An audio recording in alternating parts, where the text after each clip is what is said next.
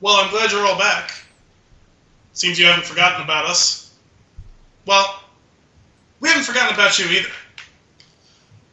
And we'd like to apologize right now for having neglected you all this time. But, well, we're pretty much ready to be back. I'm thinking we're back. There'll be a couple of little changes to the format of the Flix and the Six that you all love and crave. And don't worry, those of you that have reached out to us asking where it's been, we have not forgotten you, and we're here to take care of all of your needs. So at this point, I guess there's really only one thing to say. 1, 2, 3!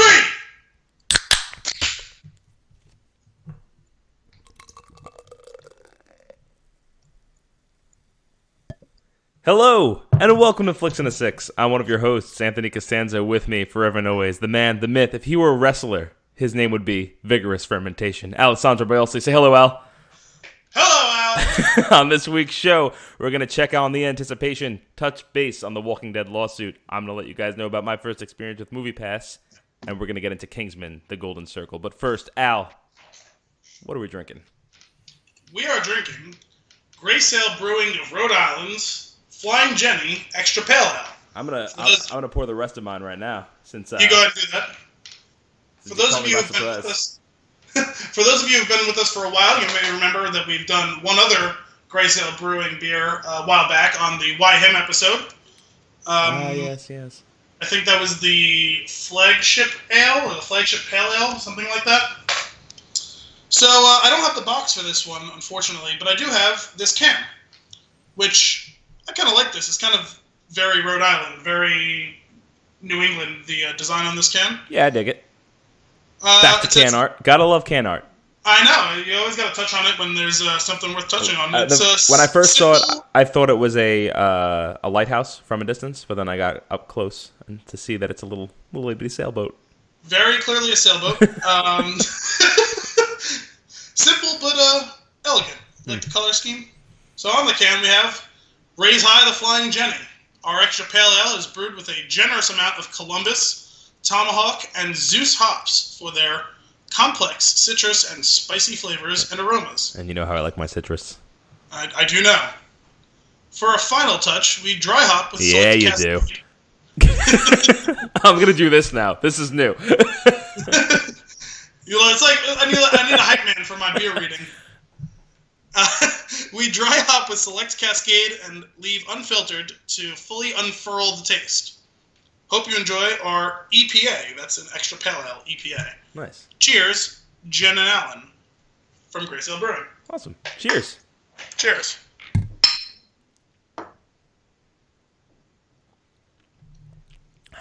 Oh, we're so back. Tasty. We're Very so tasty. back. Yeah, it is tasty. I like this one. This is a good one to come back on. I appreciate this. Did you clink the bottle? Did yours come out of a bottle? No, I have an empty bottle sitting here. You're just ready to roll. I know. I was so ready. I've been ready for weeks. So yeah, I saw this bottle sitting here. I said, "Oh, this is gonna be my clinking sound." Vigorous Fermentation, our sound guy. Now this is it's interesting. This is unfiltered, like they said, but it's not too hazy, but you can see all the little particulates floating in there individually. Yeah. It's kind of cool. The it's a beer very bits. pale color. What? The beer bits. The beer bits, yeah. It's made with real bits of panther. I like it. It's not overly hoppy, but it lets you know it's there. Is it? I right in saying it's a little bit on the bitter side? Yeah, it's hopped. It's a pale ale. It should be a little on the bitter side.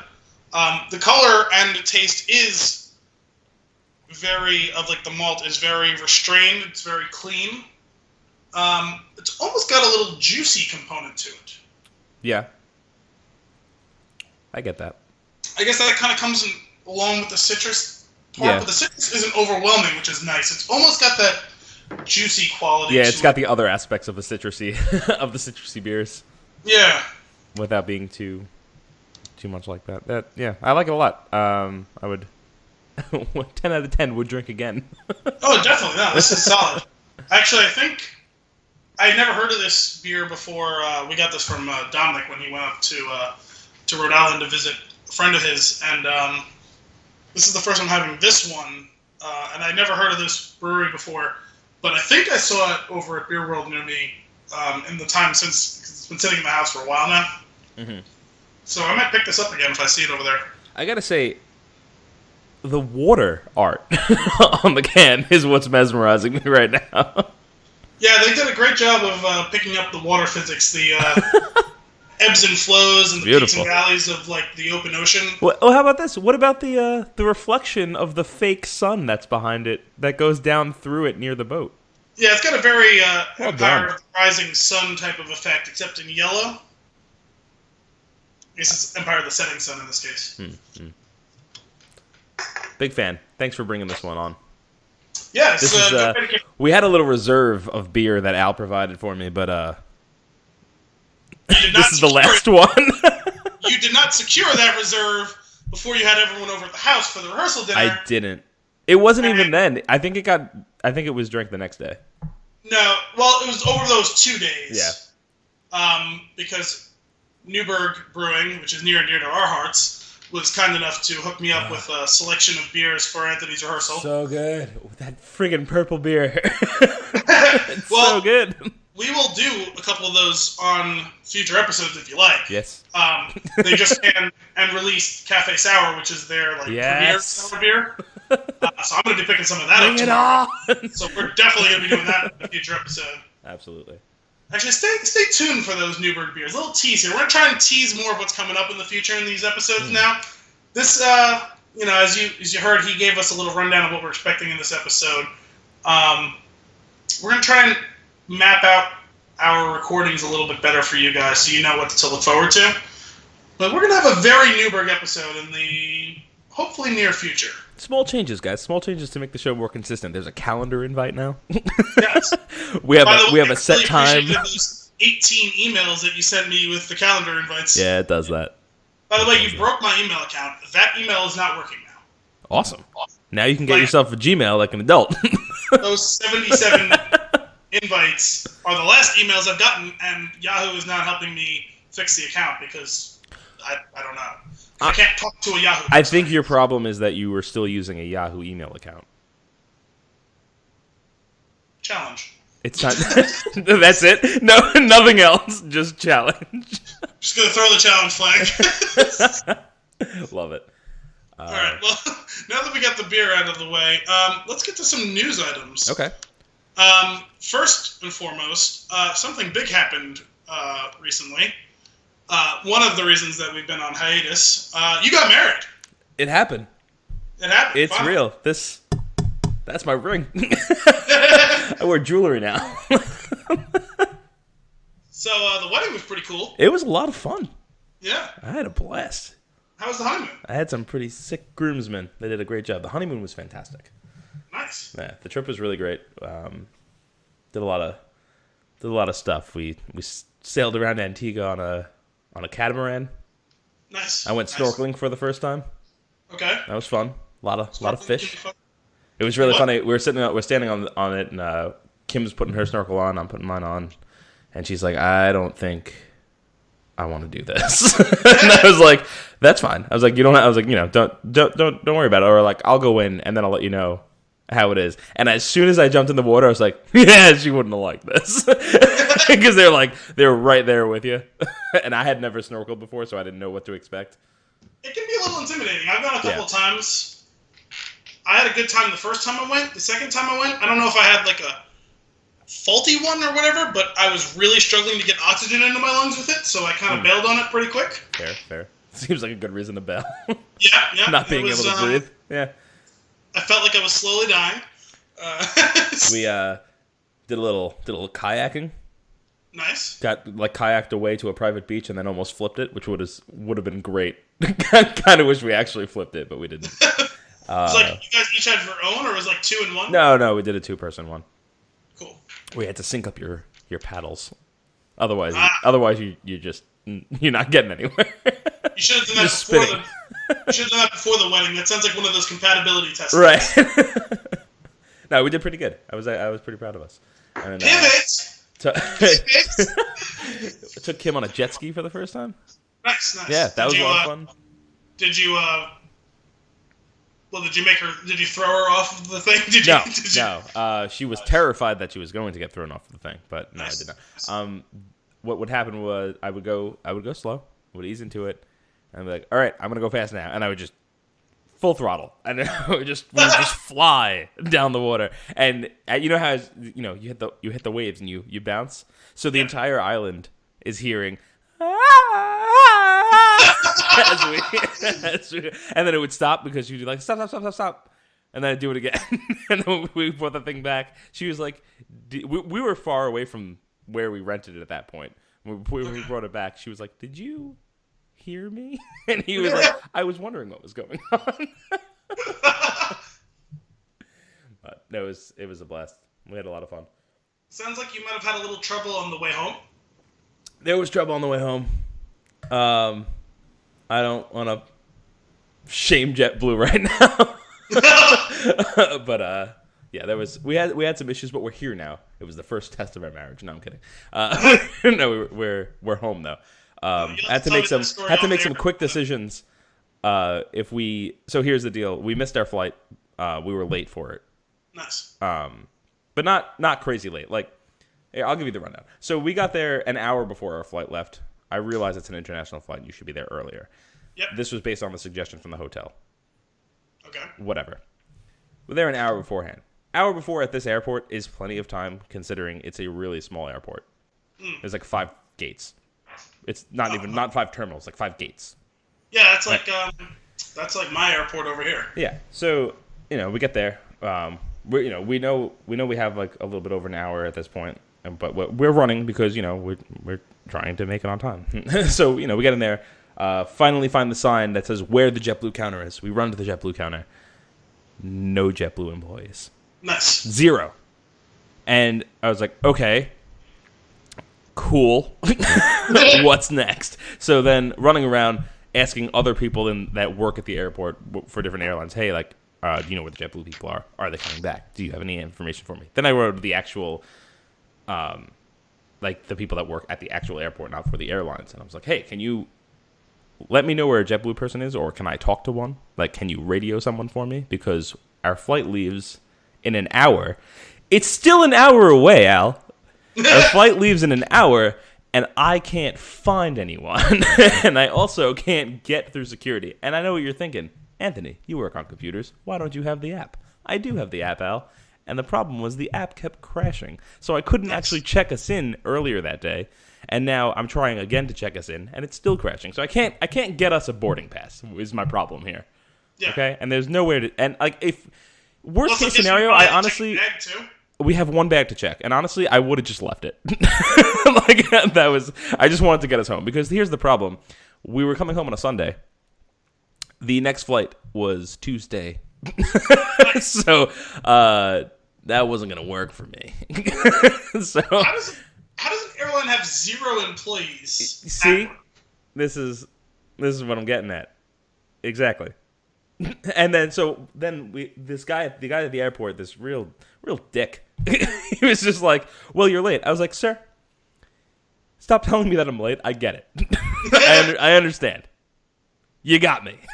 But there's an hour before this plane takes off, and there is nobody from JetBlue for me to talk to. Or even, like, schedule the next flight or help me get on a different flight for the different airline. Like, just any information that could be helpful. No one's helping me. He wants us to sit and wait until the plane leaves, and then they'll come back. That's what he tells me. Why? And I'm thinking, so I calm down for a second, right? Step away. I'm like, no, they're not going to come back. There's no other flights today. Yeah, no, definitely not. They're leaving. They're probably going on that plane. That no one's closing it from the outside. They're just going inside and they're just locking it up and they're leaving us all behind. So I'm like, okay, we got to get home. So I go to American. Luckily, there was another plane from American that had a layover in Miami that was going to Philadelphia, and I figured close enough. So I, out of pocket, paid for tickets on that plane. Which that plane's leaving in 30 minutes now at this point. Got at least there's a person there. Right. This is my point, Al. So at this point, that plane's leaving in about 30 minutes or so. So we get our tickets. Even though they give us a hard time, they're like, yeah, but I was like, okay, how about this? You let me buy the tickets and we just go for it anyway and see what happens. Yeah. Right? Get the tickets, get through security, get through... No, there was no immigration at that point. We just had to have our passport checked. Get through security, get to the gate where that one is. It hasn't even begun to start boarding. But you know what plane is still boarding? JetBlue. The JetBlue plane out! It's still boarding. So we couldn't get on it.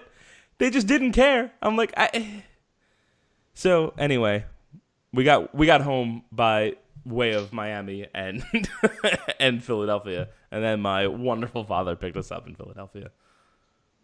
Because he's a great man. He is. On top of this, once we get to Miami, the hop was delayed 2 hours. Of course it was. So, But, I got there before Tuesday, which was my goal. So, we got home, but it was terrible. And JetBlue fully refunded our tickets for that flight. But I'm like, but it's cost me double to get us home. Still, could have cost triple. Still not thrilled about it. No, nor should you be. But, happy that we're home. I didn't want to spend after that, I was like, I don't want to be here for another 2 days. These people can go to hell. You're not going to be at the resort either. You're going to be at the airport hotel, which, fuck that. Yeah. Yeah. But, we're back. And we're back. And what? And we're back. You and me. Oh, yeah, we are back. Most importantly, we are back. Whoa. I mean, equally importantly? There you go. I'll take that. But anyway, well, other than that, though, the trip was fantastic. The wedding was a great time. It was. And we haven't done an episode since the bachelor party either, have we? What's that? We haven't done an episode since the bachelor party? We have not. So we haven't told the listeners about our poker game wearing Nazi helmets? No, we have not talked about that. Why don't you give a little recap about what we found at the place that we stayed? Before we get to that, because... It's funny, I just recounted that story this weekend for Alex's wife, Devin, who hadn't heard the story somehow. But before that, I wanted to talk a little bit more about the wedding and something specific to the wedding, something specifically involving your father, who you just mentioned at the wedding. Oh, boy. Something involving a song that I heard a couple hours ago when I was at the gym. So, the week after... I know what it is. Yeah, I think you know what it is. So, a few days after the wedding, I was lifting at the gym with a buddy of mine, Caleb, who you were familiar with. Yep. And I gave him a little story about your favorite song, specifically your favorite song to dance to. Oh, yeah. And I asked him if he had heard of that just horrific, god-awful song that you love to dance to. Great song, Al.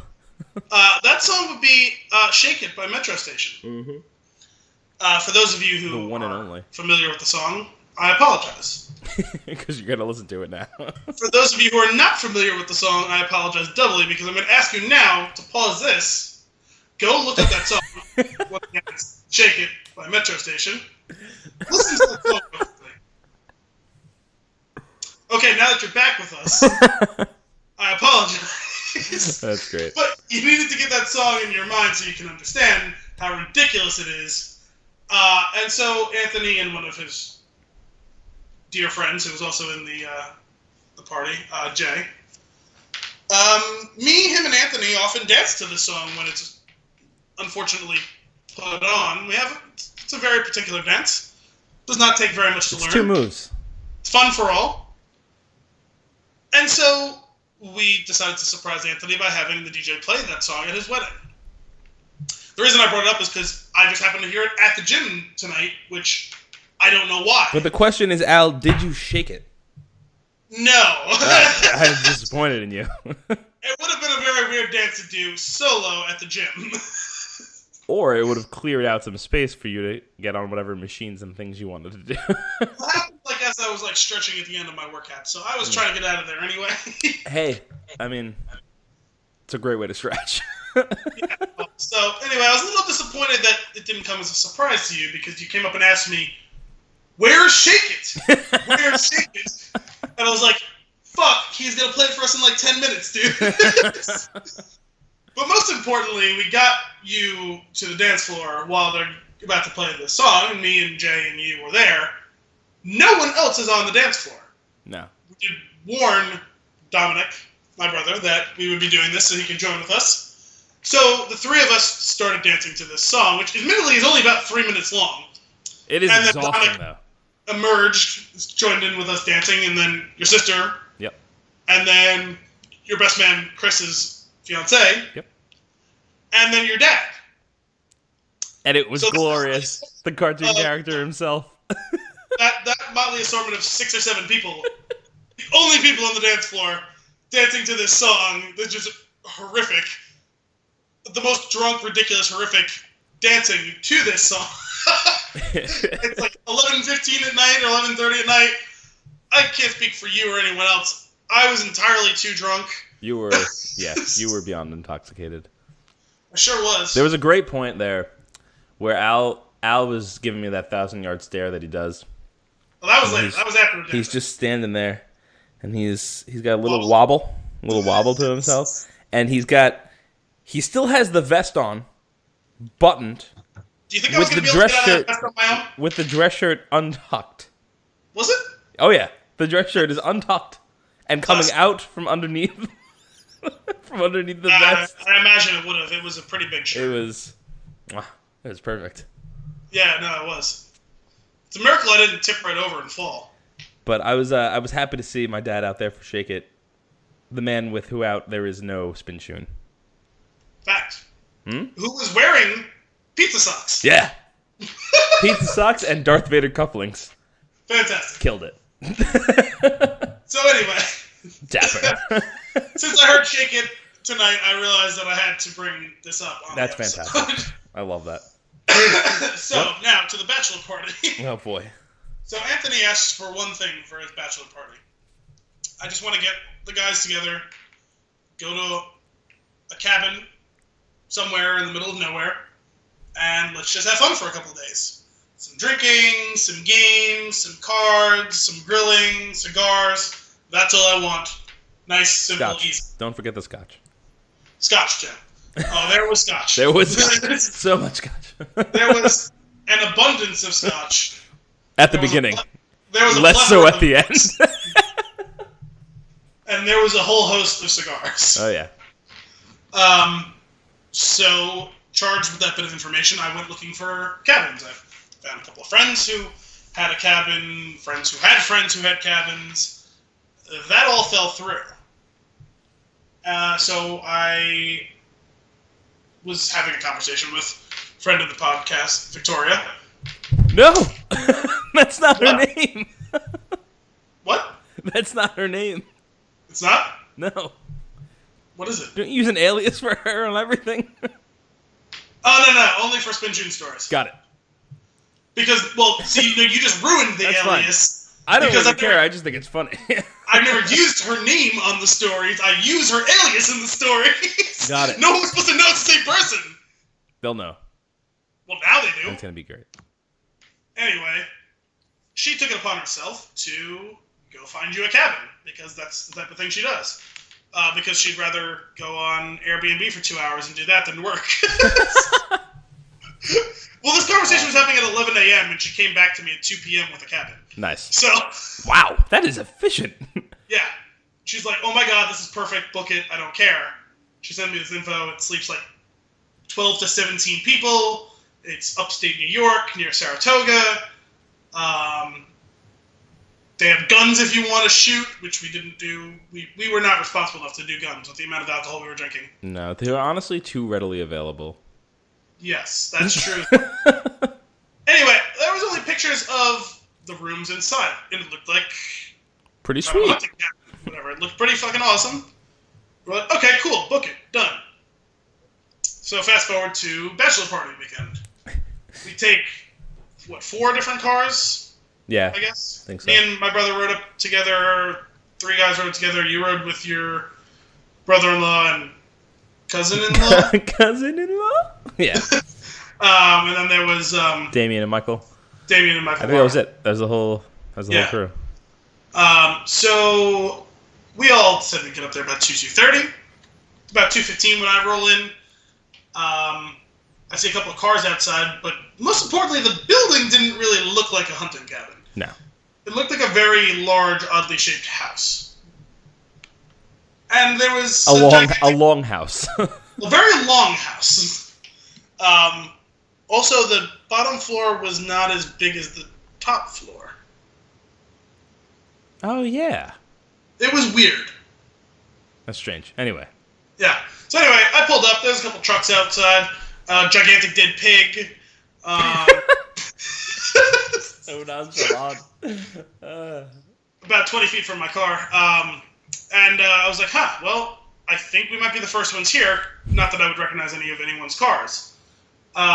So I said, okay, let me call the guys and see if any of them are here yet. And as I grab my phone, I get a text in the group message that all the groomsmen are in. It's a picture message from inside of the house of a gigantic dead pig. I said, What's really awesome, funny, it would have been great if it was like a number that you didn't have, because then this turns into a horror movie. Yeah. Just a different angle of the same mutated pig that you're seeing. I was like, okay, great, we're in the right spot. Now we just gotta figure out how to get inside. Let me text the guys. Oh, hey, I'm outside. I'll be in a second. But as I hit send, I get another message. It's another picture message. And what it's a picture of is an open chest with a Nazi armband. You know the one I'm talking about. It's bright red, it's got a white circle on it, and it's got a black swastika in the middle of the circle. Featured heavily in The Last Crusade? Yes. Basically everyone in The Last Crusade wore one of these. Oh my god. That was too much. So, then some guy comes out and walks up to me and says, "Are you here for the Airbnb?" And what I said was, yes. But what I wanted to say was... 9! So he directs me to the other side of the building, says, "You guys have the whole top floor." I said, "Great." So I pull over to the side. I go to walk up to the big staircase up onto the deck so we can get into the building. So the guys who were already there walk out, and we quickly decide to, let's all get in the car and go shopping so that we can discuss these things on the premises. There is all manner of Nazi paraphernalia in this fucking house. Yes, there was. There was armbands, there was uniforms, there were weapons, there was helmets. I also like the use of paraphernalia, because for the longest time, everyone kept saying memorabilia. Yes, wrong word. I kept trying to steer it in the direction of paraphernalia. I also kept trying to steer people into the direction of not saying Nazi shit constantly. Right, like, on account of the cameras. Nazi shit, because there was cameras all over the fucking place. There was probably microphones. And remember, people, we were going to be sleeping there the next 2 nights. And Nazis. And Nazis. Allegedly. So, Victoria needs to hear about this. Because let me just say that in the Airbnb listing, there was no pictures of Nazi shit. There was no mention of Nazi shit. Naturally. So I texted her and said, this is Friday afternoon, 3 o'clock now. Hey, I really need to talk to you. It's important. Everything's okay. But we need to talk. Oh, about what? I can't talk right now. I'm at work. I said, yeah, you're going to have to go ahead and step out and call me. I was like, I would really like to talk to you face to face so that I can see your reaction to what I'm going to tell you. But failing that, having you on the phone is really what's going to work for me. And she's like, well, what's this about? I said, well, we just got to the place, and there are things here. I'm sure at that moment her heart sank, because she probably felt immediately like everything, like the place sucked. Oh, yeah, sure. And she said, oh my god, did I ruin the bachelor party? To which I replied, You done fucked up. That is great. So we went back and forth. She's like, I can't call you right now. I'll call you as soon as I'm done with work. So now I'm like, okay, fine. I'm going to spend the next 4 hours torturing you via text message. I was like, well, whenever you do get the chance to talk, I have picture accompaniments to our conversation that I will send to you so that you can enjoy this to its fullest extent. And she's like, oh my gosh, what is this? And, I was like, oh, there's things in the house, things we didn't expect to find. So finally she's like, shut the fuck up and just send me it already. So then I sent her a picture of Nazi armband. She said, why are you sending me Nazi stuff? Which I replied, why are you sending me 2 Nazi stuff? No, I replied in text message form in all capital letters, because that's all over the fucking house. So she started predictably freaking out, That's great. Oh my god, I can't believe this, how is this possible, this and that. I said, well, I don't know how it's possible. She's like, there was nothing in the pictures. It's like, yeah, I hardly expect them to start advertising it on their listing. Right. So the problem is, maybe you keep Nazi stuff at your place, okay? Maybe it's because you're a Nazi. Maybe your grandfather fought in World War II and brought back trophies, which, admittedly, that happens. Mm-hmm, mm-hmm. But this wasn't, on display. It wasn't like they had a case that was there, the Nazi with, a little blurb that said, the Nazi uniform worn by the officer who surrendered at the battle that my father was at, or something. Somebody walked into the master bedroom and earned a loot crate. That it was a video game. That's yeah. This stuff was not just there. It wasn't particularly well hidden. In fact, the chest, you had to be opening the chest, but it wasn't locked. It wasn't buried anywhere. But the closet directly across from it, just opened it, uniforms. And it culminated all in us playing poker and deciding to wear the war helmets that were sitting around until we realized that half of them had Nazi insignias on them. So thanks again, Victoria, for booking us a Nazi trip. but seriously, that trip was fantastic. So really, thank you, Victoria. That was awesome. Great find. Aside from the craziness, but it wouldn't have been as eventful as it was if that wasn't there. So there was a lot of laughter. It was a good Nazi's time. Expense. Shall we get into the news, Al? Yes. Take it away. Okay. So first little thing is an update to a story we talked about a few episodes ago, for those of you who are Walking Dead fans, about the fact that, everyone who's important on that show is suing AMC. Kind of important. Perfect timing, considering it's back. The 3rd season of Fear the Walking Dead just wrapped a few weeks ago. The 8th season of Walking Dead just started Sunday. I actually just finished the first episode before we sat down to record this. I still have to watch the finale of Fear, so I haven't watched the premiere yet. I'll knock both those out this week. Anyway, What? What? So a bunch of people, who was it?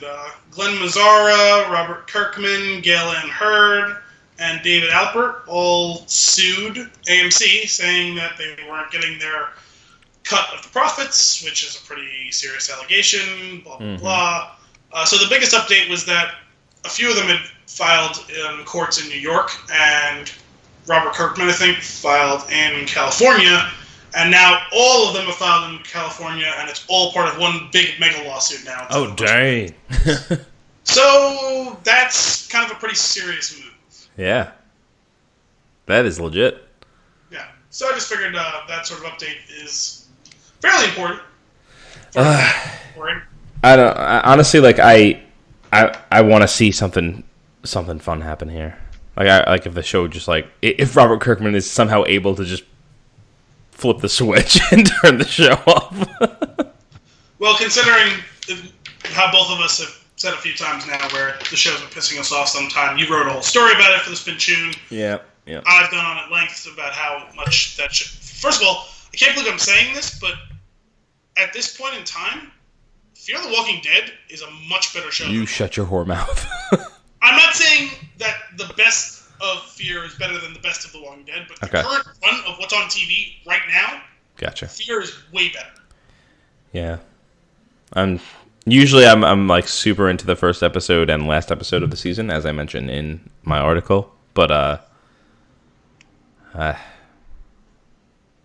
I'll probably, you know what? I might do an episode review. That might be one of my articles coming up for the premiere of season 8.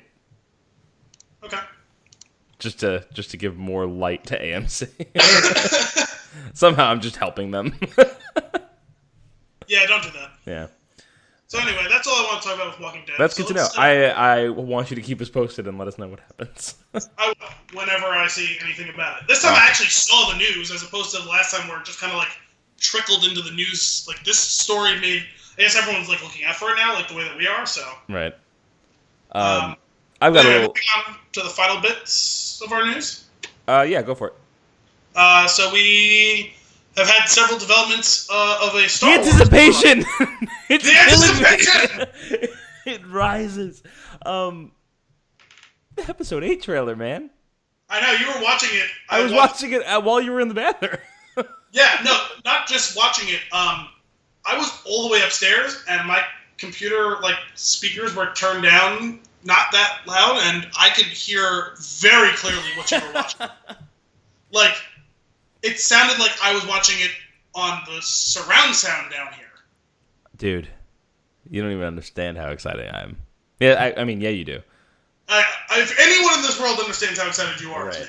I love how, I didn't even know. I knew it was happening. You told me, you had texted me earlier in the day that the trailer was going to drop during football, and then you had messaged when it was happening, and I went to go watch it, and I couldn't get the TV on fast enough, and then by the time I got it on and I got to the channel, it was gone. And I was like, no! Well, I was trying to give you a heads up. I was like, oh, hey, man, the game starts at 8:30. It'll be during halftime. Halftime's about 15 minutes. They'll probably do it right about in the middle. Right. So then I was I texted you. I was there's 5 minutes left in the first half, and I was like, hey, man, halftime's coming up. Get in front of a TV. Yeah.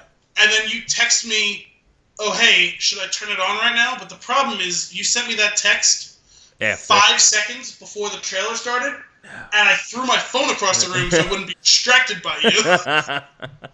That's fair, and I accept that. I found it it was immediately available right after that, so it wasn't a big deal. I watched the whole trailer, then I went and retrieved my phone, texted you back. You were like, hey, should I bother putting it on? And I was like, ah! That was what the extent of my text was. My God. Oh my God! It's so good. And then you were like, oh my God, I can't find it. It's over. Is it online? And I went to YouTube because they usually release it nearly simultaneously. Right. And I'm went to the Star Wars account on YouTube. And I'm just refreshing. And finally pops up. And I immediately send it to you. And then you were able to watch it. So good. And then right after that, I was like, oh wait. I watched it. And I sat there and I thought about it for a second. And then it dawned on me that in the last screen, it's tickets on sale now. And I was like, good mother of God! And I grabbed my phone again, and I bought tickets for the night before, the morning of, and the Sunday after.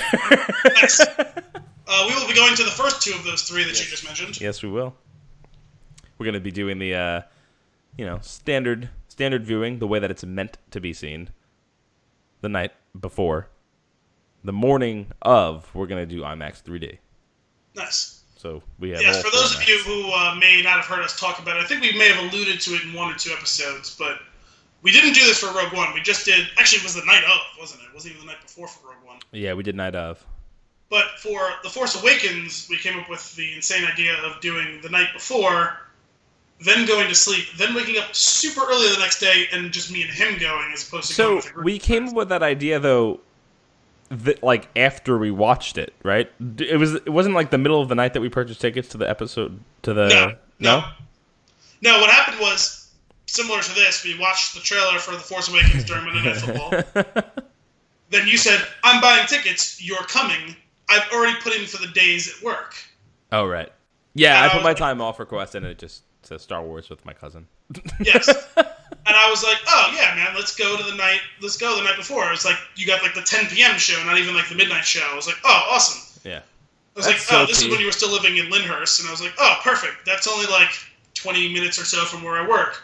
Do you mind if I just hang out during the day? And you were like, yeah. But also, if you're going to hang out, do you want to see it again? We should see it again. I just doubled down right away. Obviously, we're going to do that, yes. I can't wait. I'm so excited. Oh, the benefit though of this one is that our IMAX seats are assigned, because the last time we had those, we luckily found 2 seats together. I feel like we were there early enough, but by the time we got in the theater, it was like crazy. So we were probably 2/3 of the way back. Yeah. Anyway, we're good this time. We got some solid seats. Okay. So, it's the first showing of the day too. It's like the time we went to see Wolverine, and we got there before the theater opened. Oh, on the coldest weekend of the year. Yeah, that was cold. It was real bad.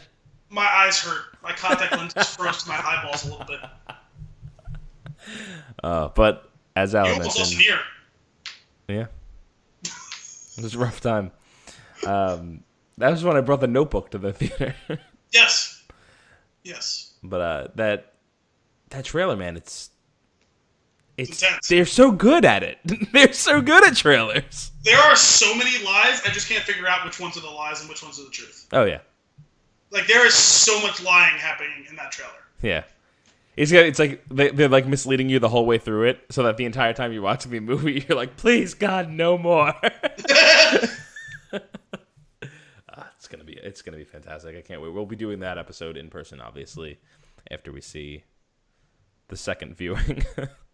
Yeah, that probably makes sense.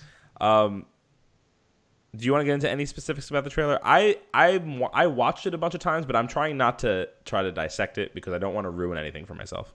No, we don't have to. We just have to talk about the fact that we saw everyone's seen it by now, and if by some crazy way you haven't seen it by now, then you've had. You know what? Stop listening. Yeah. I mean, it came out 3 weeks ago? Something like that. It was. Oh no! It was the night. It was 2 weeks ago. It was the night before you went on the honeymoon. Yeah. Was that only 2 weeks ago? Good God. I guess so.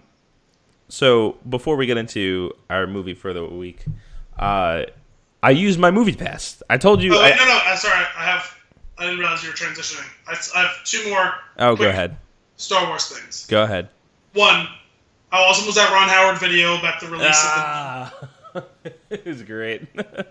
For the new standalone Star Wars Solo, a Star Wars story.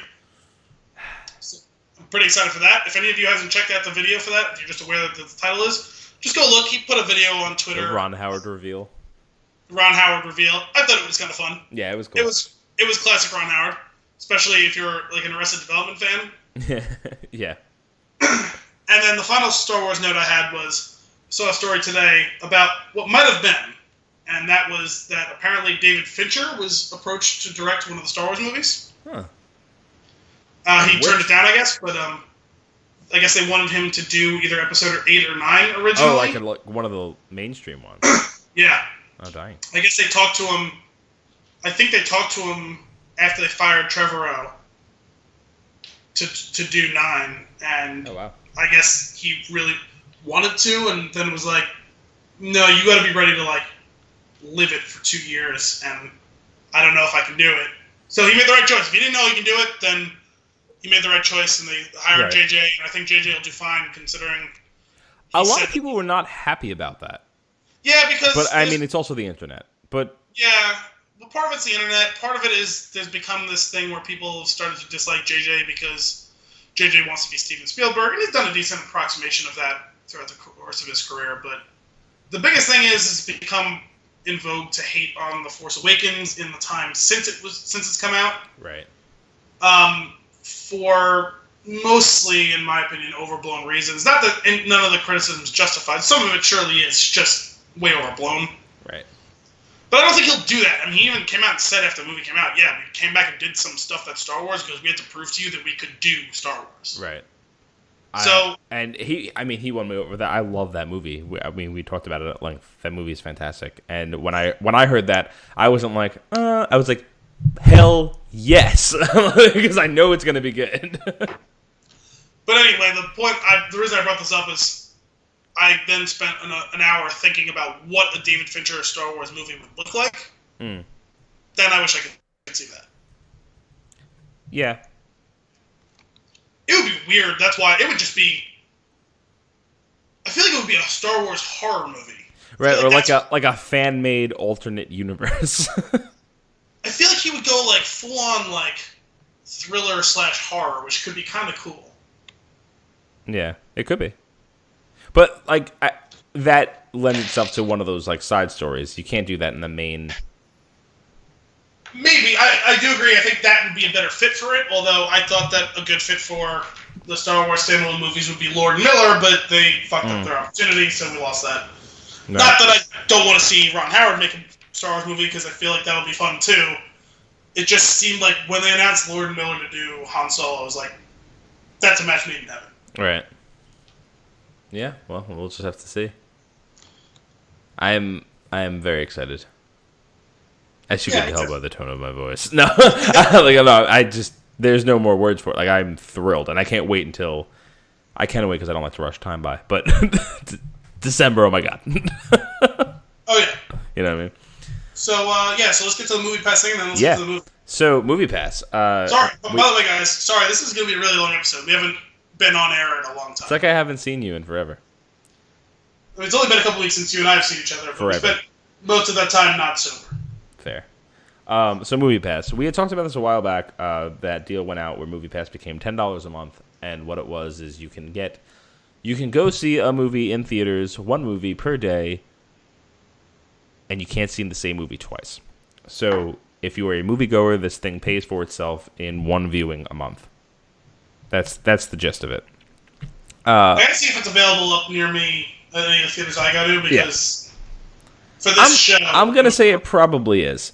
So I had it took me forever to order mine because the site kept crashing because after they had announced that deal, they just went down because they had too much traffic. Eventually, I got through. I got my card a few weeks later, and I used it for the first time this past week.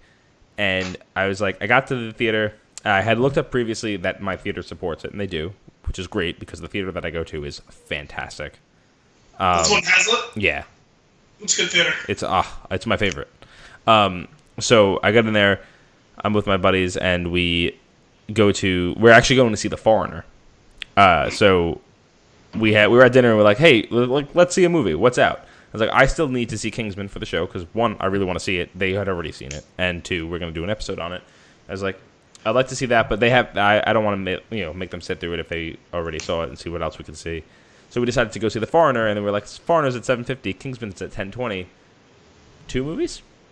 2 movies! All right, yeah. So we went and saw both. But we get to the theater, and I was like, well, obviously I can't use the movie pass for both of them because you can only do one movie a day. So I was like, I made my peace with that. And I got there. I go through. It says to use the kiosk. I used the kiosk. I went through. I added the ticket. I swiped the card. It doesn't go through. I'm like, okay, try again. Swipe the card. It says processing. It says processing for 2 minutes, which is long, much longer than enough for this to go through.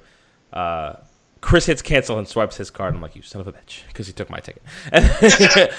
So I went back and I tried again. I was like, you know what? Let me check. He's like, you should go to the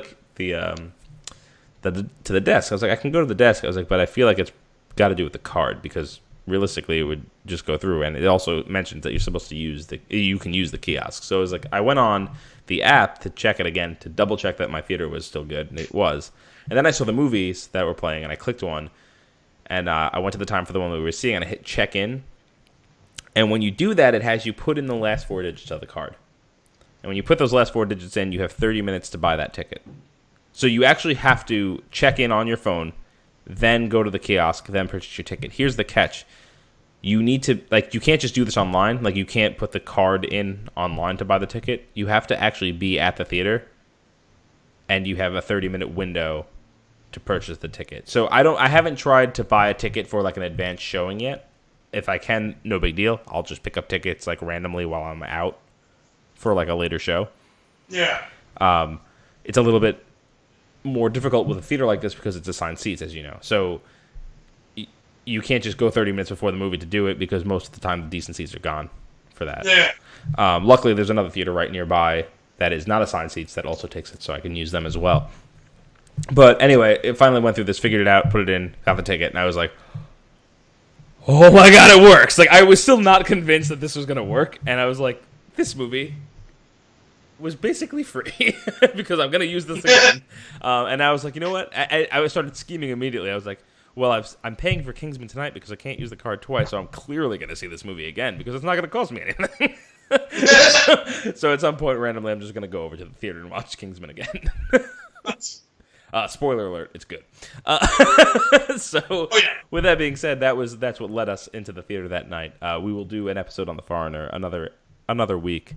But for tonight, for this week, Kingsman, the Golden Circle. When their headquarters are destroyed and the world is held hostage, the Kingsman journey leads them to the discovery of an allied spy organization in the U.S. These two elite secret organizations must band together to defeat a common enemy. That is the synopsis from IMDb. Pretty straightforward. If you saw the first one, you liked the first one, you're going to like the second one. I don't want to hear your shit. I read a lot of people saying that, it's the same thing. I'm like, I don't care. Well, two things. One, and this is like my first note that I put on for the show today, it is a worthy successor to the original. It is, absolutely. It's 100% in that universe. It's 100% the same world that we're exploring. We're exploring a new corner of it, some new things.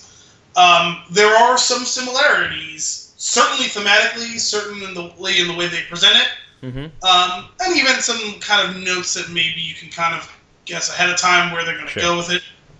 With that being said, it's most certainly not the same fucking movie. No, it's not, and it does the sequel thing right. Like you get to cash in on the world that you've built. You get to cash in on the relationships that were made previously. You get callbacks, which are always fun. But not just cash in. You get to expand on those things. Oh, yeah. But, like, in so many good ways. And we'll get into those later when we get, like, into some of them specifically when we get into spoiler territory. We're not there yet. But it's just...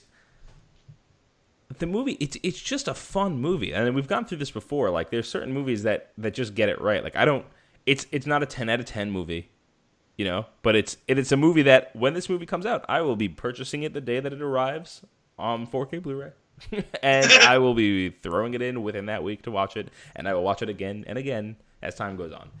It's a lot of fun.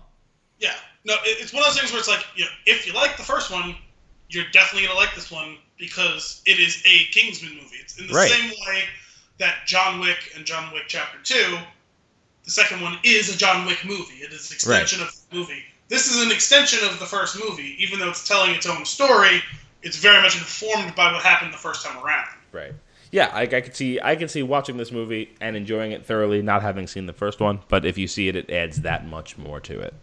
It's true. It is a good standalone story, but it's very much not. There's a couple of little Easter egg things, but there's characters from the first one. Right. There's untold stories and loose ends from the first one that need to be wrapped up this time around, and the very central plot, and I'm not spoiling anything because if you've seen a trailer for it, you know it, there's what the hell is that really Harry? Right, for sure. And we'll get deeper into that too. That's one of my notes as well. But one of the things that you had mentioned John Wick, and it's the same thing. This movie's got great world building. Yes. Similar to John Wick. And It's one of those. I don't know what the formula is that these folks have found that like makes that work. Like I think it's just like they just have balls when they do it. They're like, this is the world. We're done with that conversation. Like this is the world, accept that. So here's what's happening, and then they move over. Like they move over and they start the story, and it's just like, all right, I'm in. Like I can't argue this. Yeah, and it's like you get this like crazy ass villain, weird, like strange character with serious psychological issues, like deep psychological issues, same as the first movie. Well, that's one of my notes is the villains because they're quickly shaping up to be absolutely the best part of this series of movies. The villains are just fun. They're better Bond villains. Yes, they're crazier, better, funnier. Right. Well, that's the thing. They're over the top, and James Bond has its own world building as well, but it tries to root itself in reality in certain aspects where the villain is always the like key portion of it that's over the top. Well, it's not just that, but the villain is usually crazy and over the top, but they take themselves seriously. Right. In this, they're crazy over the top, but they double down on that and say, I'm going to be the craziest and the most over the top, and I'm going to put a fucking smile on my face while I'm doing it. Right. It's so good. And it's like, I just remember, so this is not a spoiler. It's a spoiler light. but the first time you see the villain's lair, I'm like, this is just so ridiculous. Like, yes. it's just so. I'm not. You know, it's not spoilerific at all. It's so absurd, and the camera pans through, and you're getting all these angles of it, and you're just taking it all in, and you're seeing the signs. You're starting to understand what's going on, and you're starting to see like the '60s themed, what looks like a goddamn theme park. 50s themed theme park, and you're just like, what is happening here? And then you meet the villain, you're like, all right, let's buckle up. She was locked in a room her entire life and forced to watch 1950s commercials her whole life. Right. Because she was exactly those moms from those 1950s commercials that, you always see made fun of in current, because obviously neither of us, or probably any of our listeners really, lived through the 50s to have been watching TV to have seen any of that. But she's that on screen, like that little bit of manic insanity behind her eyes while she's got this big grin on her face and everything is happy-go-lucky. Right, it's like, oh, super charming. Oh, you're so nice. Wait, you're crazy. So very crazy. About it. So Julianne Moore fucking killed it. She really did. She did a fantastic job. Just like Samuel L. killed it in the first one. Right.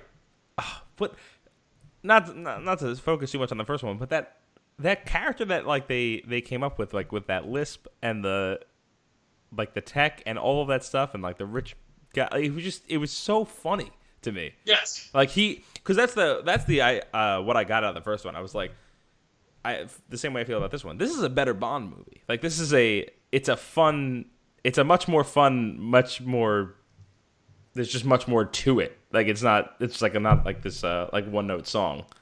Which sometimes I don't like when they really hit that sort of thing on the head. The subtlety is kind of nice, but I like that they literally said it in the first one.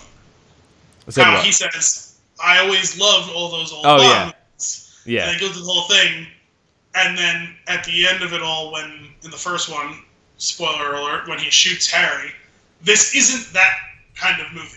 Yeah. Like, that whole thing was so pitch perfect.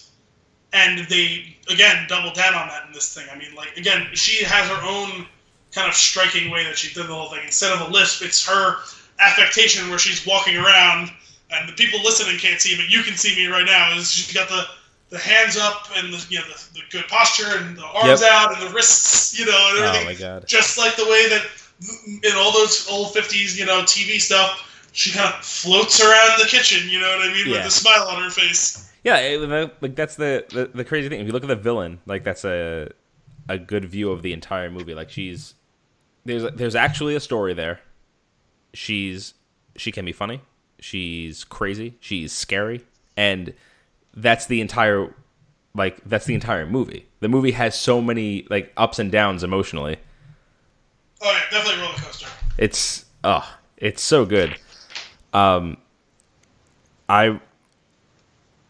kind of just want to, like, is there anything that you want to specifically touch on before we just take off the veil? Because I don't want to beat around the bush on anything else unless you do. No, let's do it. All right, cool. So the veil is off. Spoilers from this point forward. This movie's great. Go see it if you haven't seen it. It's if you don't like this movie, I don't like you. You know what I'm saying? It's one of those. No, but it's you don't like the movie, you don't like fun. So we talked about the world building just a little. We touched on it just a little bit, but when I was saying, like, we had the Poppy's lair, and then the really cool the weaponry that both agencies have, and like all like they have their glasses where they sit at their table and they see all the people that are at the table in the meeting rooms with them, and it's like really cool because this is what I mean by building on the first movie. It's really cool the first time you see that in the first movie, and then in the second one, it takes them a really long time to show you that there's other people at the table. You just get it at this point, which is really fun. I love that. Like, they're just like, okay, this movie's for our audience, the ones that sat through the first one. Yeah. I really appreciated that. But there is one thing that concerned me right off the bat. So the first movie had a lot of crazy ass action sequences. Yes. Right? There's really cool to great music most of the time, similar to like a Baby Driver, like the music's going on as the action sequence is happening. Certain scenes line up, not the same way that they do in Baby Driver, where it's like perfection, but like certain like motions and movements line up with the beat of the song to a degree. But it's over the top. Well, they did that the first one in the church scene. Yeah. Oh, the church scene was that was kind of like the big one though that kicked it off, and it was pretty late into the movie. Yes. In this one, we get it right off the bat. It's the first thing that happens in the movie. And when that happens and you're getting this crazy chase scene with the taxi and like the music, and he's, the scene that you see in the trailer where he's like swinging out the door and he flies up in the air, all this nonsense is going on. And the first thing that I think to myself is, this is the first scene of the movie. Uh-oh. I'm like, are they just going to do this? Like, is this going to be what it is the whole time? But thank God it wasn't. No. It was just, they just started with it this time. And they didn't. I don't think there was a little bit more of it in this movie, but they didn't overdo it.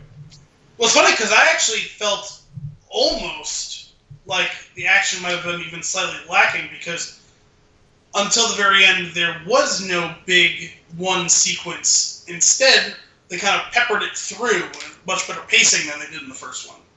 Right. They did pepper it through, but then the last sequence was very long.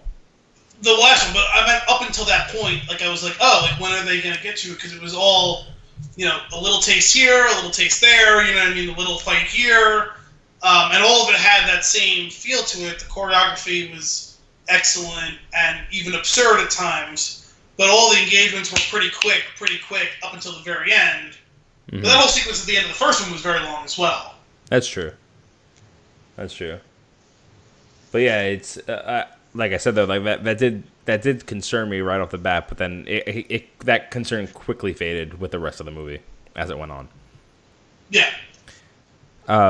There's a interesting note here. So I don't understand. I really don't get how they pull this off. But in these movies, people die and you're horribly upset, and people die and you kind of laugh.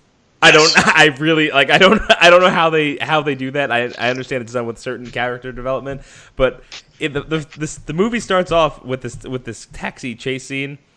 His driver dies, like it's like really bad. Not only does he get the poison knife in the neck, yep, but then he gets flung out the window. And in the following scene, the other guy that gets thrown out the window that has survived is standing there, and if you look as the car is driving away, the dead body is just lumped over on the floor, and it's weirdly comical, but like yes, it's like the driver's dead, no big deal, like whatever. Which kind of fucked up. That guy was just trying to do his job, right? And instead he gets kicked in the neck with a poison blade, and he dies like 6 seconds later, and like he turns green. There's also like zero remorse from Eggy. He didn't have time for remorse, man. Like, he met his match. Yeah, I guess. It was just funny. He was getting bionic punched in the fucking face. That's kind of cool. I like that they're like that. We also, within our first like, what is it, 5 minutes, we also get our first callback to the recruit that didn't make it through the Kingsman program, Charlie. And I was like, oh, okay, cool. We're going here, like villain from a previous movie. I like it. I dig it.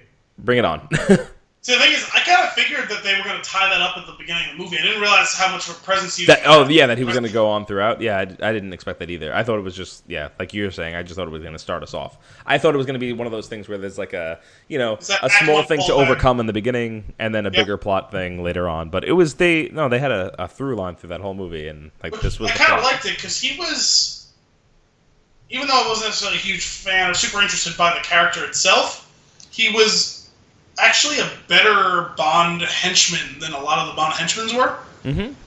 Where he was a constant nuisance throughout the whole movie. Yeah. Oh, for sure. I didn't even think of it that way. That's great. Because sometimes those Bond villains were like big on the talk early in the movie, but then you lose them for a huge section of the movie. Right. Or they end up being cheesy, or they don't end up being that big of a threat, or they just end up being something that looks intimidating but doesn't do anything. He was very nearly a match for Eggsy. Mm-hmm. Then they butt heads several times throughout the course of the movie. Yeah, that's funny. I didn't think of it that way. I like that, thinking of him as a henchman in a Bond movie. It's just a Bond movie done right. Yeah, like that's that's where it always comes back to, is whether it's completely overtly stated or kind of a hybrid version of explicit, implicit. This is doing Bond movies, quote unquote, right, as Matthew Vaughn sees it. I like. There's the other thing too with his weapon, his bionic arm.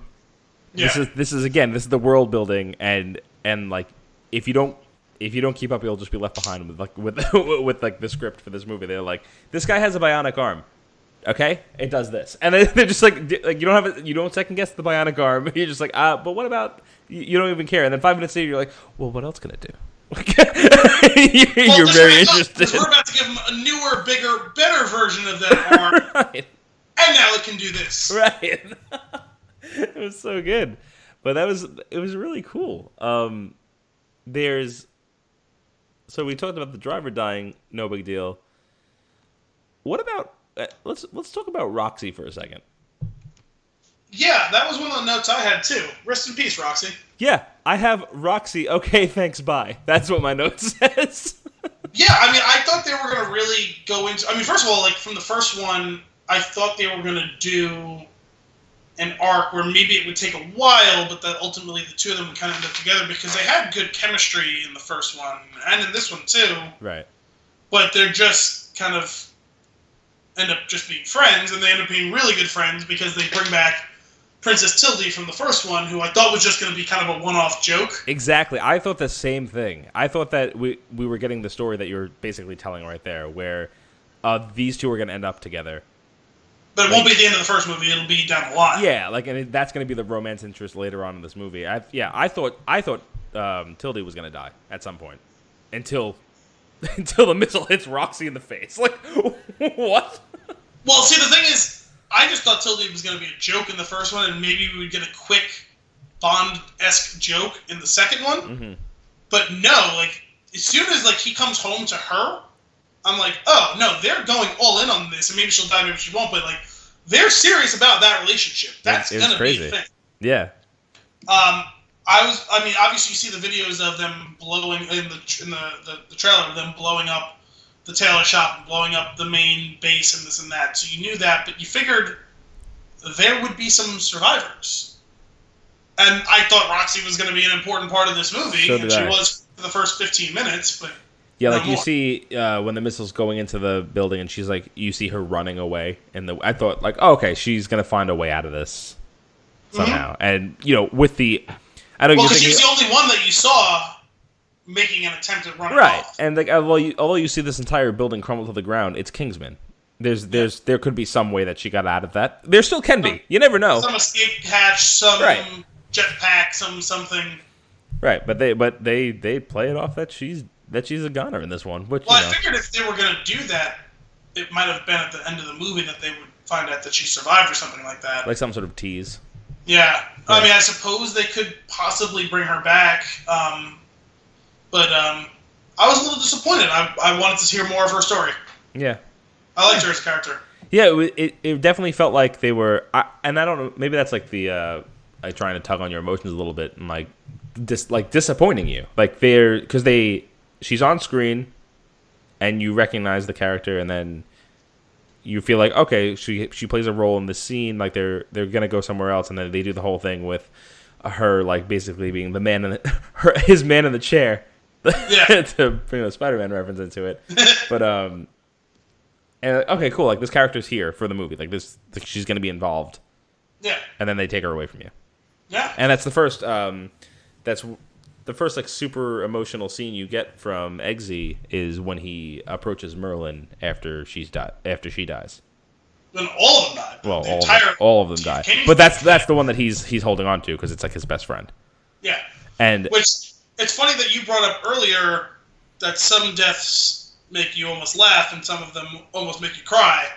And we have that juxtaposition right in this scene because that was emotional having lost her. But I was still trying to get over laughing at Dumbledore saying fuck. Yep. 100%. And that's another one of my notes. Dumbledore says fuck. That's great. No, but that's exactly it though. And then, but you really like, okay, that's really funny. And then as he's talking to Merlin, you're like, oh, this is serious. And you start to feel really bad. And like the accusation that he has towards Merlin, but then also the confidence that Merlin has where he's just like, he knows Eggsy. He's like, I understand you're going through some shit right now. You can't. It's like, buck up. We got to get through this. Yep. We'll get further into Merlin probably a little bit later, but the best character in this movie. I love Merlin. I love Mark so Strong good. in general. Merlin in these 2 movies has been excellent. So excellent. I just can't that scene where he basically says, there's no time for grieving. We have to go with our continuation of, our organization. We have to follow whatever it was, the Armageddon Protocol or whatever the hell it was that they had to follow. They go down into that place and they open the safe and, a bottle of whiskey? Yeah. Well, okay, we do usually toast our fallen comrades, so... But I like it. It's like, it's very innocent, that first drink that they take, though. Because like you're saying, like they're thinking like, okay, this is what we have to do to activate whatever this is. That they have to get through it to figure it out. Well, not just that, but they're like, well, maybe we should have another one. Right. And then all of a sudden the bottle is 80% gone. They're just crying. They're both like, not just that. It's Eggsy's crying and Merlin saying, buck up. And then it's Merlin bawling while drinking the whiskey. And Eggsy being like, no, we have to be strong. And I forget what the exact line is, but Eggsy figures out that, the K is the Kingsman logo in the bottle. But he says something, and Merlin still goes on about whatever it is that he's talking about, and you see Eggsy like waiting for him to realize. Yep. It's such a perfectly done scene. He goes, he says like, we gotta go to Kentucky. And he goes, oh yes, we need to get more of the whiskey or something like that. Oh man, so funny. But then we start to get introduced to these other characters. And what did you think of the Statesman? Well, for one, considering we were talking about just a little while ago with the Star Wars trailers lying, a little bit of a bait and switch on this trailer as well. They really sold us on Channing Tatum and put Pedro Pascal in the back seat in those trailers. Yeah. And the movie was completely the opposite. Very little Channing Tatum, though he kind of had some fun while he had his time on screen, especially his scene where he's gotten loopy from the drugs, or from the virus, whatever. That was pretty great. Yeah, it was funny. He falls dancing down in the hallway. Yeah. But we get way more of Pedro Pascal as Agent Whiskey, Yeah, Agent Whiskey. And that's another one of my notes, actually. Pedro, A Star is Born. Yeah. Because starting with his portrayal of the Viper on Game of Thrones, I've become a fan of his, though admittedly that's really the only thing I'd seen him in before this. Right. That guy's a good actor. Yeah. Oh, he's good. I like him a lot. He's solid. He was tremendous as the Viper on Game of Thrones. I loved his portrayal of one of my favorite characters from the book. Thought he did it very much justice.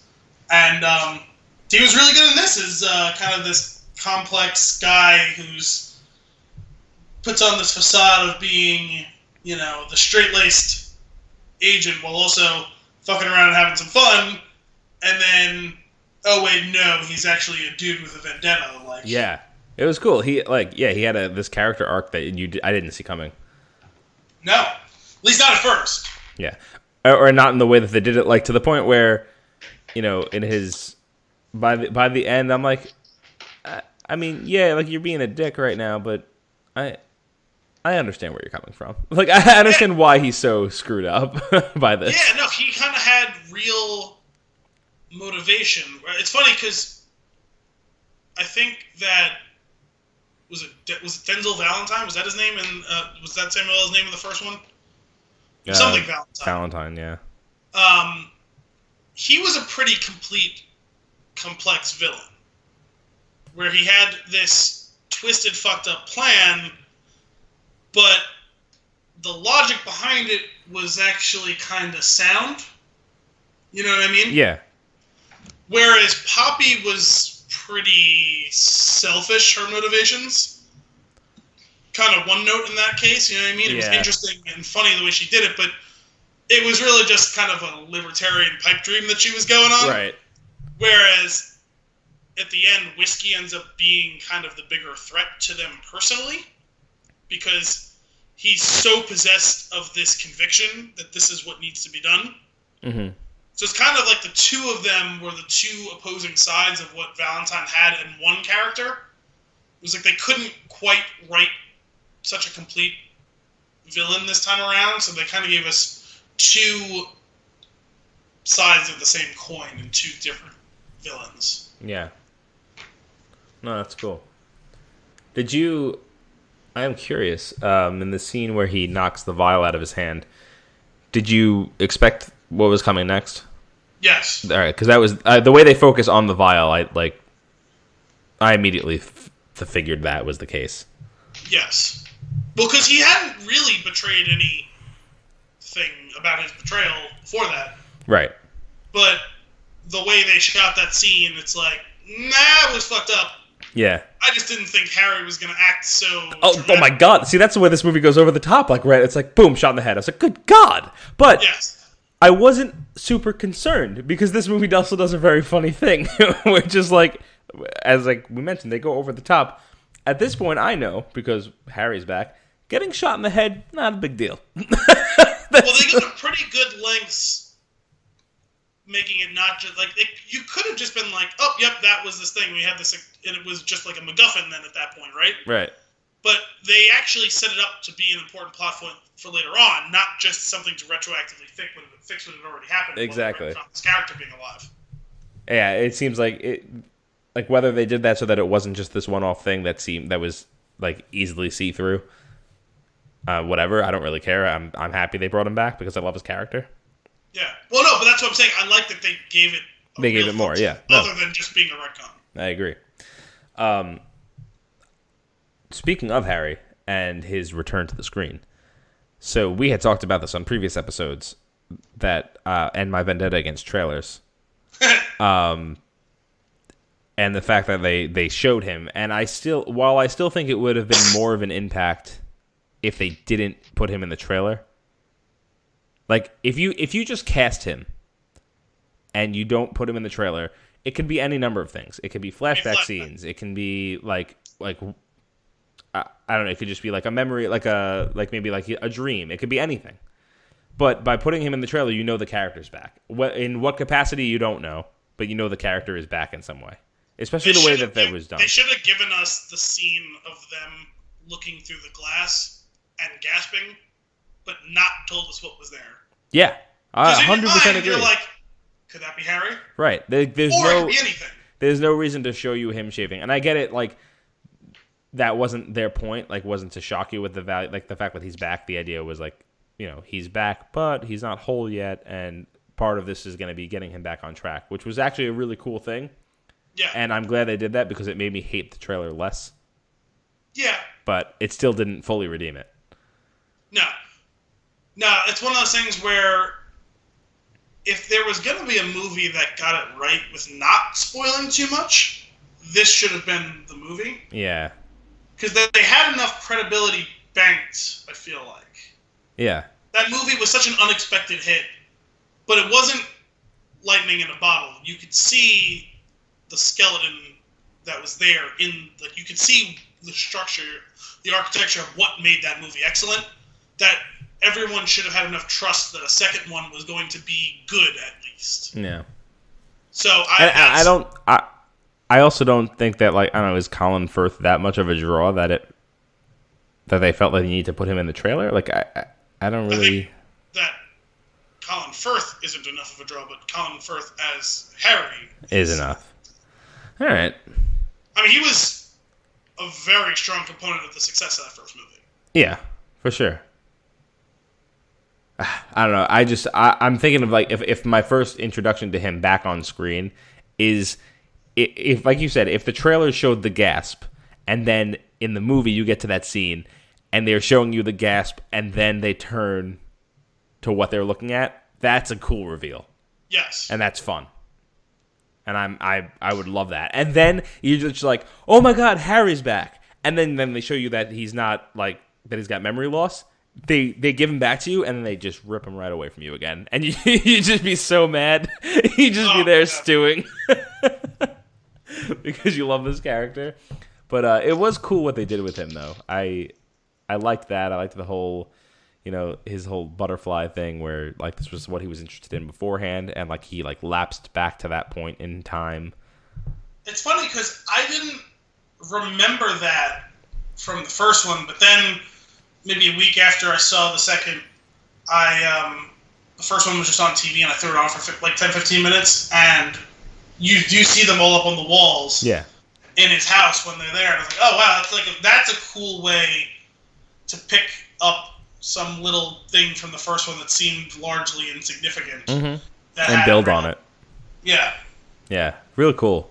And and he's just such an important character to Eggsy, and like I love to take you on that emotional roller coaster throughout the movie. Like I love that scene where they're Eggsy and what's her name, Tildy. Yeah. Are at home, and she's like prepared like a meal, and she wants him to sit down to practice dinner with, like for meeting her parents, and they do a little flashback of him with Harry learning how to eat like properly with like all the cutlery and stuff, and then when he looks away, like it's so emotional. Yeah. When he looks away, and then he looks at Mr. Pickle? Yes. I think it was Mr. Pickle, but he was looking at the stuffed dog, and he's like. And he gets choked up, and I get choked up because like that's like you know how much like for these two characters, like how much like of a father figure this character is to him, and how important that is, and it's just so cool to see that. Like I love that they can do that, but then in that same movie they'll throw a gangster into a meat grinder and make him into a hamburger, like like you can have this in the same movie, and then make his friend. Oh God. I was so uncomfortable as he ate that hamburger. Even though, it was the worst. Like the sound effects too. Coming too, it's like, oh no. Yeah. Oh, that is too much. But it's so cool. The Harry character is great, and then we do callbacks again where they do the manners make the man. And that was cool. At first, I was like, okay, there's only so many times you can rehash the same exact scene. Right. But once I actually saw the scene, I was like, no, you know what? I like that they did this again. That's a cool way to show that he's a broken man. Yeah, I loved it. I just when the glass goes over, like something's. You think it's gonna be exactly the same thing. As he locks the door, you just start to get this inkling something's not gonna go right. And then when the glass goes over the guy's head, you're just like. Not good. Plus, it was a cool way to debut Whiskey kicking ass. Yeah, which was awesome. That was a great scene. Because you're on his side at this point. You're just like, oh yeah, this guy's badass. Like, this is awesome. It's a lot of fun. But then, we get the whole. From there, we get Whiskey and Eggsy go to the concert. The festival, yeah. The festival. That was. I didn't see that coming. That was strange. But like all of it, or well, I didn't. The thing that I mentioned earlier. The thing you mentioned earlier, I didn't see that being the case of. Well, I didn't realize that's where they were going to go with it until obviously they pulled out the whole the finger condom thing. Yeah. Right, which is kind of funny. But as kind of like the scene is perverse, but you also find out like exactly how much of a good guy Eggsy is, and like how like he is actually torn up about this, and you can see it like the what's his name, Taron Egerton. He does a great job in this movie. Yeah. And like I believe every emotion that he puts on his face in the movie. Yeah, and he's a pretty solid actor now. We've seen him in 2 Kingsman. You were watching Eddie the Eagle in my house that one day. Yeah. And we saw him in Legend too. Is that what's his name's weird? One of the brothers' lovers. Boyfriend. Yeah. Yeah, he's great. But that like I just like I felt so bad for him. I was like I understand, like he's got to do this. I was like I hate that he has to do this, but he does have to do this. So messed up. Yeah, but yeah, I mean, as much as like you could see where the joke was going. I thought it was just going to be left to a joke. I was pretty surprised that they went through to very nearly completion of that. Yeah. Nice. That's what I'm here for. well played. So I'm going to jump ahead here for a second, though, because I'm going back to my checklist of people that have died in the movie. And I have Driver dies, no big deal. Roxy dies, big deal for Eggsy, but the way that they did it and they just killed her off like without a second guess, no big deal. And then this girlfriend, the girlfriend of Charlie, of the henchman, she dies. Oh, that was fucked She up. gets killed real good, along with everybody else in that building. Yeah, that was it's pretty scorched earth attempted cleaning up, right? Yeah, I was like, is he gonna blow this place up? Yep. Yes, he is. He blew that place up. they're all dead now. but that was and I was like, you know what? This guy, I just wanted to see like where I wanted the next fight because I knew the next fight was gonna be this revenge fight between him and Eggsy. So when we get there, it's a lot of fun. There's a lot of time and choreography spent on that, which was kind of fun to see. Yeah. When we get to Poppyland, and I want to stop here unless you want to get on to anything before I get into John Denver. No, I don't think so. It's probably about that time. So we talk about how Merlin is the best character in the movie, or I brought that up earlier, and yeah, I pretty much agree. I stand by that. I appreciate Mark Strong. I appreciate him as Merlin. And if there's anything that makes that statement more real, it is the scene on Poppy's Island where he takes the landmine position away from Eggsy. It was Eggsy stepped on it, right? Yes. So Eggsy steps on the landmine. He freezes it. Pretends that there's going to be a plan in place for them to get away from it. But really what he does is he bumps him off and he steps on the landmine. And I'm like, no. Yeah. At that point, I was like, I know how they do things in this movie. He's dead. Like he's going to die. But I still didn't want it to happen, like, so badly. And I'm, like, holding out hope for any little thing that might happen, but knowing full well he's going to die. And they do, so he basically creates this distraction.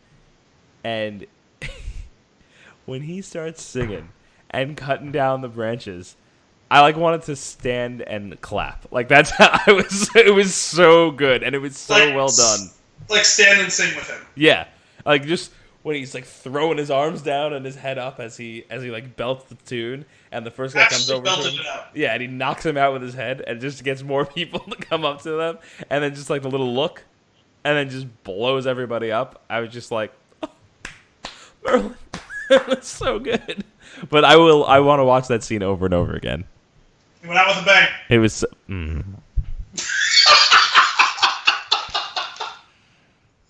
I've been waiting about 90 seconds to make that joke. That one hurts. It was too soon. I love Merlin, and I experienced it much the same way. It's like, oh, clever Merlin, he's going to freeze it, they're all going to disperse, but it's going to fuck up their entry plan, and oh my god, he stepped on the mine! No! The Merlin, no! It's devastating. And he starts singing, and it's like, oh no, this is such a fuck you to everyone. He sang himself off screen. It's like a heart-wrenching, like, because he looks like he's having the time of his life, like he doesn't have a care in the world, like he just gonna sing that goddamn song, man, like, and sing it well. Oh yeah, that was heartbreaking. But it's heartbreaking, and it's also the best scene of the movie. Yeah. And like I said, just want to watch it over and over again. Yeah, no, I think you put it best, gut-wrenching. It was gut-wrenching. Oh yeah. Then we get into Poppy's world, and hang on a second. A movie like this should not make you feel like that. No. It has no right making you feel like that. I came in here for a good time, not to feel. This is like, even though it's pretty smart, it's still kind of just a big dumb action movie. Like, yeah, you're not supposed to feel like that on this sort of movie. Oh my god, it's too much.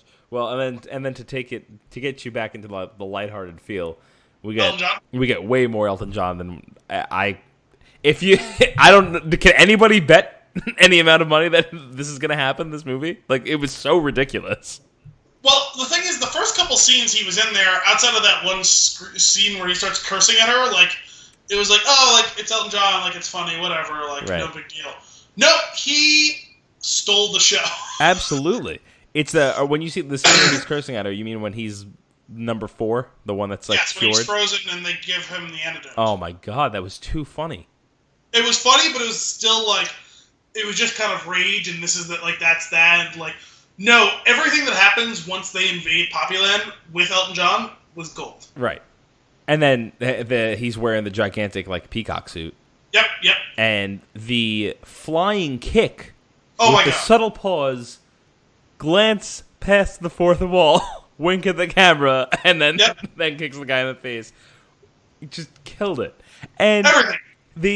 And then after, like, in this series of action sequences after, and oh my god, how is Harry gonna get out of this one? This dog's about to rip his face off, and then Elton John's face just slides into the screen, and it says Elton John, friend, and the robot can't attack him.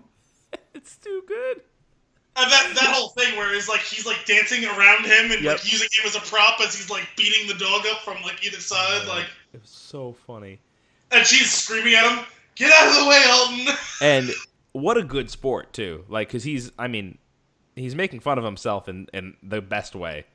Oh, he is lampooning himself. And then what's insane is what I absolutely loved is not only did we get this crazy cameo, we also get one of the funnier callbacks, which is when Eggsy says, "I gotta go save the world," and Tildy says, "If you save the world, we can do it in the ass." And then he says, "If I save the world, can I have backstage? If I save the world, can I get a concert ticket or a tickets to your next show?" And he says, "If you save the world, you can get a backstage pass." And I lost it. I was just hysterical. Oh my goodness, that was so funny. Just what a Elton John, Sir Elton John. Also, how great is the fact that her dogs were named Benny and Jet? Yep. It's funny because I guess this weekend, the rest of my family went and saw it. I went to see it with Dominic originally. I think he went with them again though. John was up for the weekend. Like I guess the 4 of them saw it, and my mom was like, "What were the names of the dogs?" I was like, "Benny and the Jet." She's like, "Fantastic." She's like, "I couldn't hear what they were saying." I was like, "Yeah, I missed it the first couple times too." And then they showed them sleeping in their little like dog houses, and I was like, I saw the nameplates over it. I was like, "No, you fucking didn't." Too much. I was just thinking about this after the crazy fight sequence at the end of the movie. Yeah. Did they put whiskey in the meat grinder? Oh, they absolutely did. Now, thinking back on that, a little too harsh for whiskey. I'm not. It just seems crazy. Well, it ended up being one of those things where, I mean, obviously, I don't think they ever wanted to kill him, but he was a man so possessed of his conviction that he was never going to stop. That's true. And he had that fucking ridiculous whip too. That was just like that whip was crazy. I love that scene where he cuts the legs off. Wonder Woman's whip looked like child's play. Right. Some of those scenes with all that, like where he went to whip it and like kill one of them, and they leapt through the lasso. That was great. That was badass. Yeah, like that's like the really fun, crazy combat scene. Just like it's like right back in the beginning of the movie where the chase and the fight scene is over the top. It's like super over the top, and like people getting frying pans thrown at their heads. Like it's crazy, but it's so much fun. I'm trying to remember what happened to Charlie. Oh, Eggsy killed the shit out of him. I remember him getting him stuck up in the tree. Oh, he broke his neck. Right? Yes. Is that what happened? It was pretty visceral, whatever he did to him. Yeah, he has him on the ground with one hand behind his back. He deactivates his arm.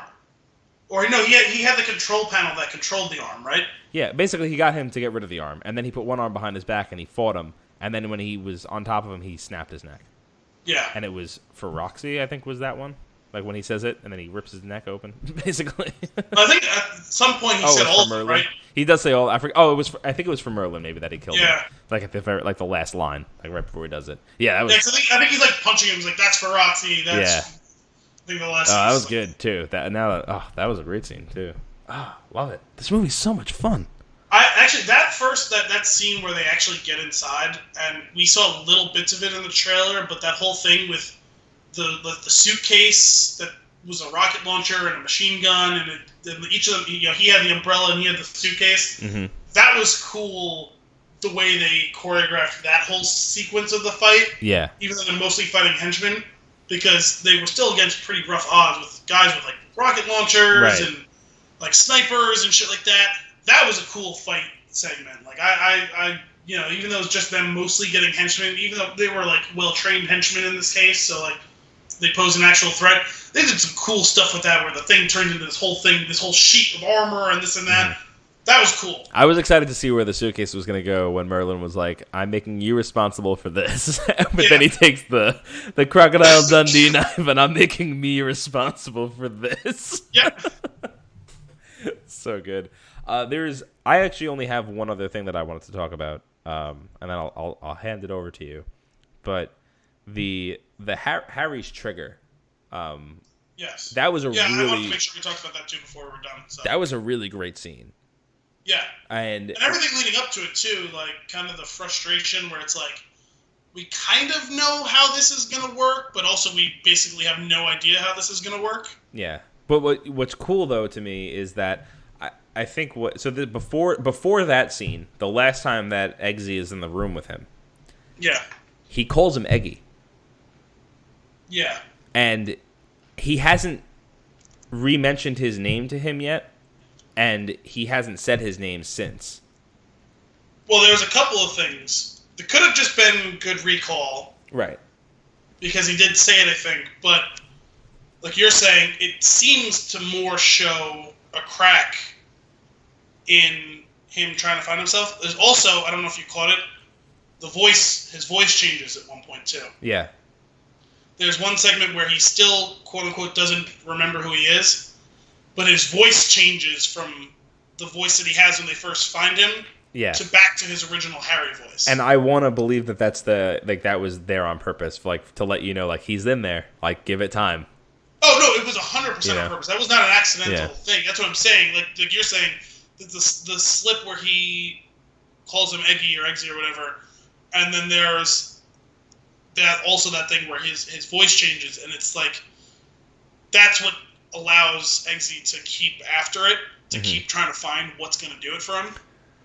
Yeah. Because both those slips, I think, show that it's there somewhere. I will say at one point at the point where he said Eggy, I was actually curious if he was faking it for whatever reason. Oh, wonder if he was faking it just as like I'm tired and I don't want to do this anymore? No, like he was trying to gather intel on the statesman. Maybe like a deeper rooted. Oh, so kind of like he was playing possum. Yeah, but that didn't end up being the case. But I thought that could be for a minute there when that came out. Like I thought like it was like a hint to him, like I'm good. Like just let me do my thing. Yeah. Which that would have been cool too. They could have went 100 ways with that, but it was that trigger scene is super intense where he's got the dog. Yeah, I liked how they did that, though, because it was an important... You can see how important that was to him when he talks about it in the first one, right? About when he says, oh, so you shot your dog? He goes, yes, I shot my dog. And then I took him home and cared for him for the next 15 years before he died of pancreatitis. Yeah. Like, you could see how important that was to him. So, to see that, and then actually get the actual flashback of him as a young man doing it and realizing that the dog survives...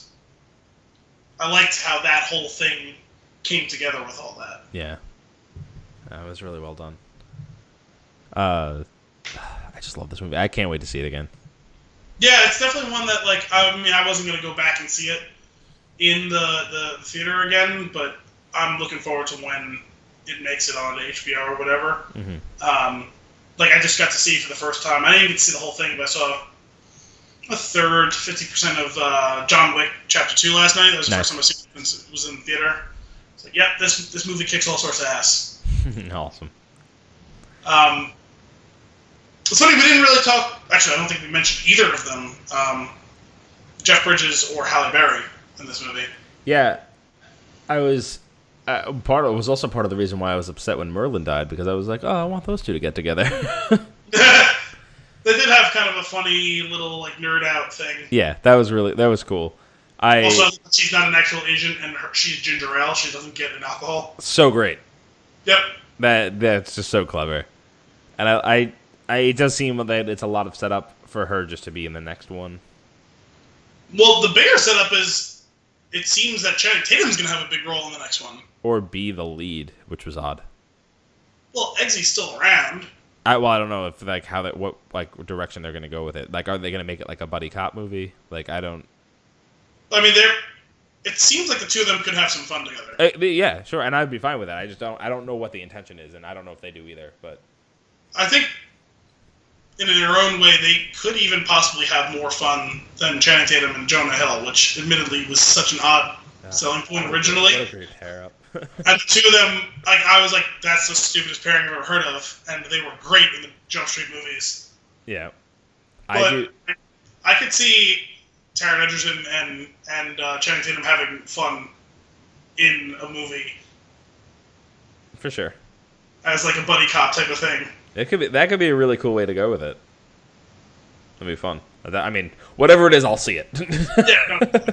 Well, as long as it's got Matt Vaughn in charge and it's got Taron Egerton and Colin Firth doing it, especially with Mark Strong gone now, like. Let's figure out a way to bring him back. I don't care. No, if they're going to bring someone back, it's going to be Roxy, and that makes more sense. Yeah. Maybe they uploaded his consciousness into a computer. If he comes back as a computer, I'm okay with it. Wow. I just want him back. I know, but that one seemed pretty final, and after bringing back Harry, I don't think you can bring him back. No, you can't.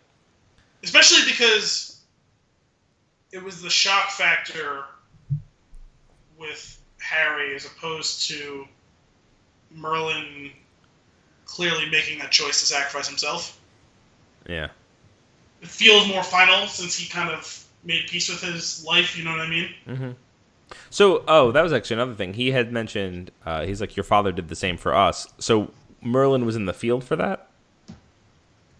Yeah. In that first scene of the first movie, it's Colin Firth, Mark Strong, Admiral James Norrington, and oh god. And Eggsy's father, the four of them in that room. Okay, cool. So I was actually really liked the end scene where Ginger Ale puts her hat in the ring, and they, it's unanimous. Like they're like, yeah, you're our new field agent. It was a little weird. It kind of seemed off type that what's his name was the only one who was not allowing her to be in. He was overprotective of her. I guess so.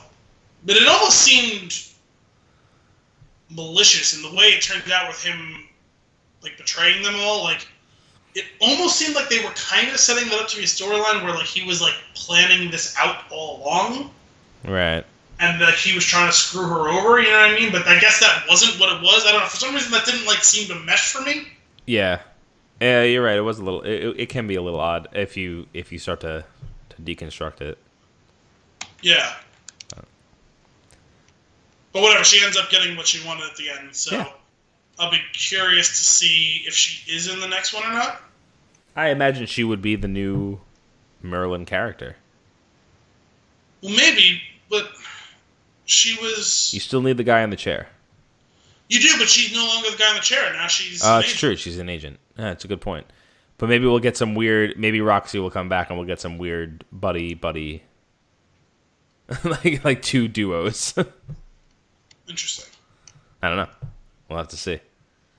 We are going to need a new man in the chair, unless Colin Firth. Maybe Harry decides too old for this shit. Too old for this shit. Just to bring it like full circle on the buddy cop comedy. Yeah. Also, just another random like side thought. I remember I was like, me and Donna were in the theater, and I was like, they get to this wedding at the end where he's marrying Tildy, and I'm like, is no one going to mention how his fucking mother and sister aren't in this movie at all? And And then they are there in the final scene. He's like, okay, they're there. There we go. Okay. Found them. Last string. There it is. But it was a little weird that, like, we didn't even hear about them. Like, he didn't even, like, have, like, a one-off line about, I wonder how Mom's doing or something. Yeah. You know what I mean? Like... Yeah. Or like, when the thing happened with Tildy, like, him calling his mom and being like, hey, this is fucked up. She just broke up with me, and I'm just doing my job and something or other, you know what I mean? Yeah. I don't know. It didn't bother me, but I see what you're saying. Well, it didn't bother me so much once they had her at the end. I just thought it was weird because she was, not that she was in the first movie that much, but she was important because she was important to him. Right. And with him losing Merlin, I mean, admittedly he got Harry back, but with him losing Merlin and losing Roxy and losing the Kingsman at large, you would have thought that the little bit that he had left would have been important to mention at some point. Yeah. And it was fine because she was there for 2 seconds at the end of the movie. But like, it was like literally like they were showing the wedding. I was like, it's a little weird that she hasn't been mentioned at all. Right. Oh, there she is. Okay, great, whatever. All right, man. You got anything else you want to touch on? I don't think so. Although I guess as part of Flix in the 6 2.0, as it were, should mention what next week's episode is going to be? Sure. We are going to be covering It next week for Halloween. That was pretty good. It like vibrated and everything. No, that was a perfect like trimmer to that. Like, yeah, no, I like it. So yeah, so you guys, now that you've listened, if you haven't seen it for some reason and you were planning on seeing it, see, that's the benefit of this. Yeah, we can get you ahead of the game. Get you prepared. I like it. All right.